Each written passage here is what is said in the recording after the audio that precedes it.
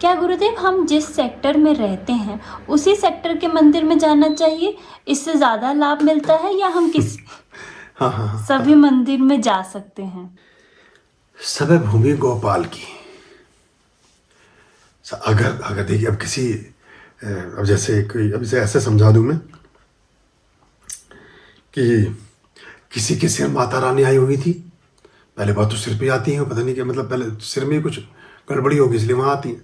तो वो सिर पे आई हुई थी, उनके सिर पे आती हैं वो।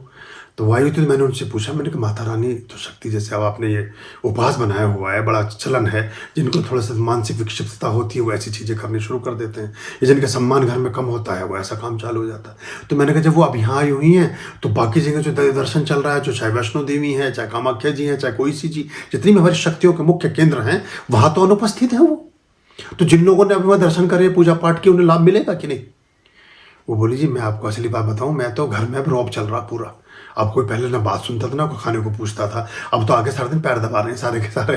तो मैं तो, मुझे कुछ पता सता नहीं कहाँ क्या हो रहा है, मैं तो अपनी बात आपको बता देती हूँ ईमानदारी से, आपसे क्या झूठ बोलना। तो सब अगर उसी मंदिर में हैं गणेश जी, तो फिर इतने देवालयों को क्या, हर जगह गणपति हैं। जो मन के अंदर है वही मंदिर है।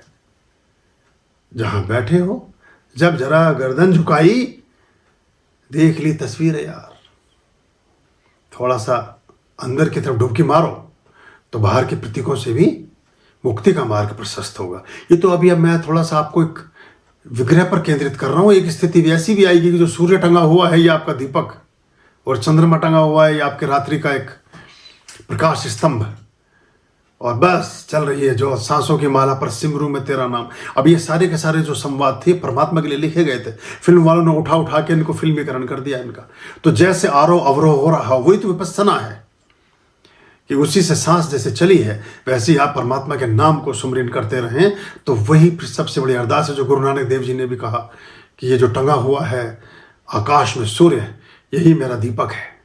तो परमात्मा की प्रार्थना के लिए तो वो तो हमेशा ही प्रदीप्त है, और वही सबसे बड़ी बात है। तो वो भी आप समझेंगे तो अच्छा हो जाएगा।